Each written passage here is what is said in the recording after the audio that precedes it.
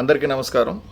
ఈరోజు మీ సేవ కొన్ని గ్రూపుల్లో కొన్ని రకాలైనటువంటి వాళ్ళ యొక్క అభిప్రాయాలు ఒకరి మీద ఒకరు విమర్శించుకోవడం అనేది లైవ్గా చూడడం జరిగింది. గ్రూపుల్లో మాత్రమే. అసోసియేషన్లు ఎట్లా ఏర్పాటైనాయి అని చూసుకుంటే ఉన్నది ఒకే అసోసియేషను. దాని నుంచి వాళ్ళ అవసరాల కోసమో లేదా ఎవరికో ఏదో మంచి చేయాలనో లేదా తమ స్వార్థ అవసరాల కోసమో లేదా తమ పనులు జరగడం లేదనో లేదా అందరి కోసమో ఏదో ఒక ఉద్దేశంతో వాళ్ళు సొంత ఎజెండా పెట్టుకొని అసోసియేషన్లు ఏర్పాటు చేసుకున్నారు. ఒకరేదో పని చేశామన్నారు, ఒకరేదో పని చేయలేదన్నారు. సో ఎవరి పని వాళ్ళు చేస్తున్నారు, చేసుకోండి. అంతేగాని ఒకరి మీద ఒకరి నిందల ఆరోపణలు వేసుకోవడం వల్ల వచ్చే ఉపయోగం ఏముంది?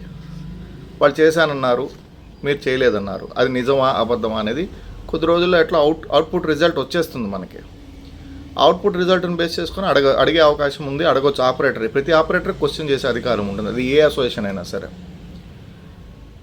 కాబట్టి కొంతసేపు వెయిట్ చేస్తే అయిపోయే విషయాన్ని పెద్దది చేసుకోవడం తప్పు. ఇంకొకటి, మేము ఇది చేసాము అని రుజువు చేసుకోవాల్సిన అవసరం లేదు ఎవరికి కూడా. చేసిన తర్వాత మేము పనికి ప్రయత్నం చేశాము, రిజల్ట్ తొందరలో వస్తుంది, వేచి చూడండి అని చెప్పాలి.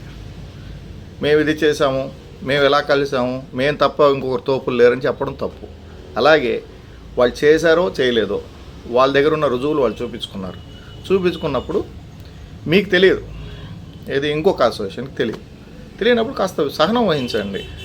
దాని అవుట్కమ్ రిజల్ట్ వస్తుంది కదా, వచ్చిన తర్వాత చూడండి, దేన్ని బట్టి నిర్ణయం తీసుకోవచ్చు.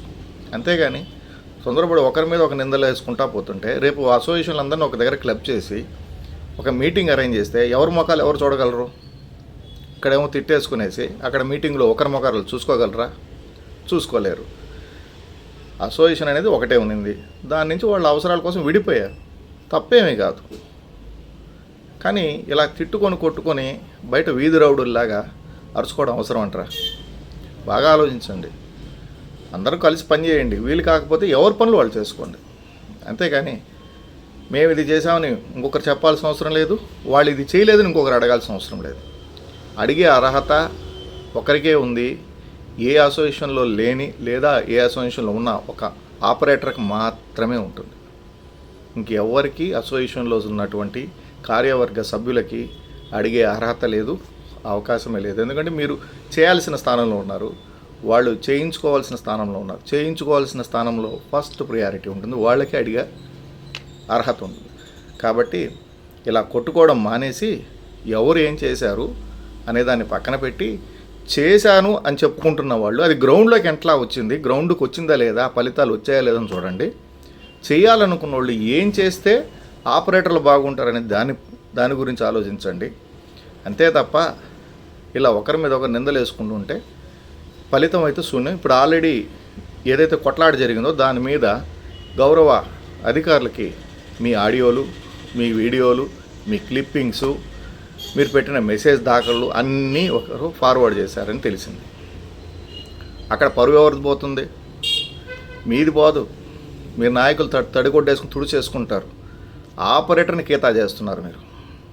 మీరు కొట్టుకొని ఒక ఆపరేటర్ని కీతా చేస్తున్నారు.